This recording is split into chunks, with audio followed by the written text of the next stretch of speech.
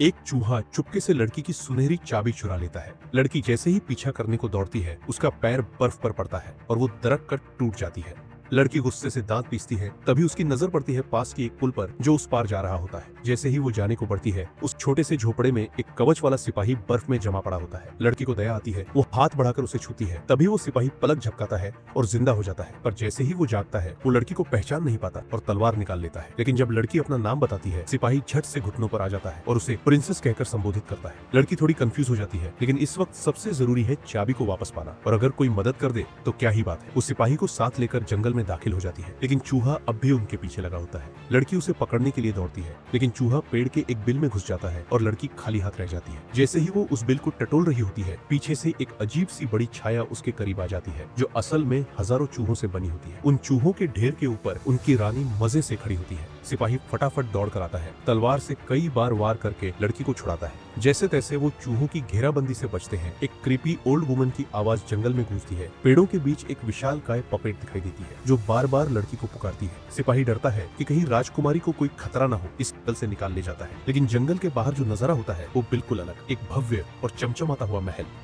से ही लड़की उनके पास से गुजरती है, सब झुककर सलाम करते हैं। लड़की एक दीवार पर अपनी माँ की तस्वीर देखती है और उसे पता चलता है कि उसकी माँ ही इस महल की रानी थी। यहाँ और भी 3 राजा होते हैं, फूलों के ताज वाले फूलों के राजा, बर्फ में ढके फ्रॉस्ट किंग और इकलौती महिला कैंडी क्वीन, जिनका नाम है टैमी। तीनों राजा लड़की को देखकर बेहद उत्साहित हो जाते हैं। टैमी तो खुशी से अपने छोटे छोटे पंखों से उड़ते हुए लड़की से लिपट जाती है। फिर वो लड़की को समझाती है कि इस पूरे महल के लोग असल में पहले पपेट, जिन्हें उसकी माँ ने लाइफ मशीन से इंसान में बदला था। अब जब माँ की मौत हो चुकी है तो राजगद्दी स्वाभाविक रूप से लड़की को बाकी का देखते हैं पार्ट 2 में। तो चैनल को सब्सक्राइब करें, या मूवी अच्छी लगी हो तो लाइक और शेयर करें।